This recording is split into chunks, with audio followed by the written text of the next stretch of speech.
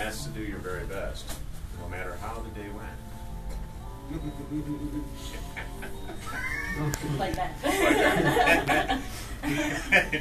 Do your very best to end every single day with an I love you and a kiss. That does so much, especially on those rougher days. That tells your wife, that tells your husband that, yeah, maybe this wasn't quite the day that we hoped it was going to be. But that's okay. I still love you, and I'm going to love you for the rest of my life. So I just want to encourage you guys to remember these things, make them part of your life, make them part of your marriage. And if you can do that, you guys all have a wonderful marriage. Well, Paul, what I'd like you to do now is I'd like you to make a promise to your bride. So if you can hold Rhode's hands, or somebody else is holding one hand, and make that promise by repeating these words after me. I, Paul, take you, Rhode, I, Paul, take you, Rhode, to be my wife. to be my wife. I promise before God I promise before God to be your loving and faithful husband, to be your loving and faithful husband, to share with you in plenty and in want, to share with you in plenty and in want, in joy and in sorrow, in joy and in sorrow, in sickness and in in health, sickness and in health, and to join with you and to join with you until we are parted by death. till we parted by death. And Rogue, if you can make the same promise to Paul by repeating these words after me.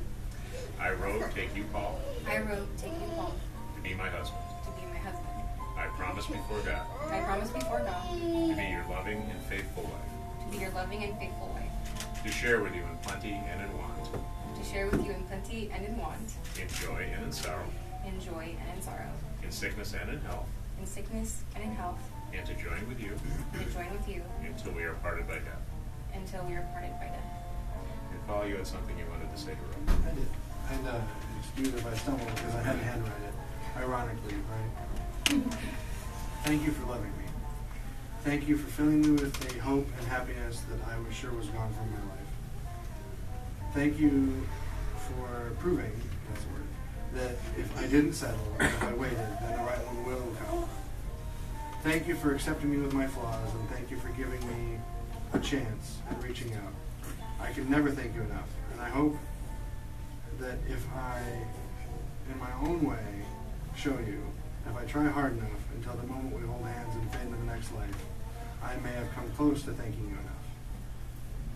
So I wrote that probably about a week or two after I actually met you, and I sent that to you in a text. And I knew after I first met you that was it. You were the one. Now, if the kids are willing to listen, I did want to tell them a little something. Oh, there you go. So I want both of you to know that I'm going to do my best to be a good stepdad to you guys. And I want to give you the best life that I can. I know that we may have some hiccups along the way, but I want to be in your life and do what I can for you guys. And Rogue, you had something you wanted to say. I already went through most of this, but Oh, okay. I'll reiterate it. Just skip the whole section. Right.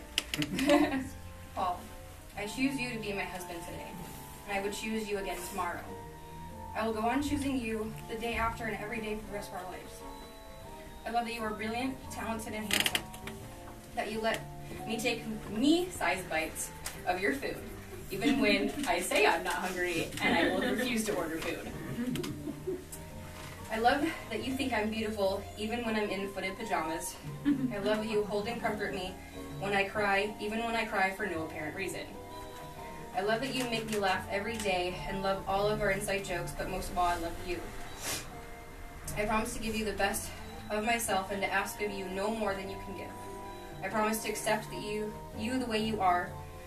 I fell in love with you for the qualities, abilities, and outlook on life that you have, and I won't try to reshape you in a different image. I promise to respect you as a person with your own interests, desires, and needs, and to realize that those are sometimes different, but no less important than my own.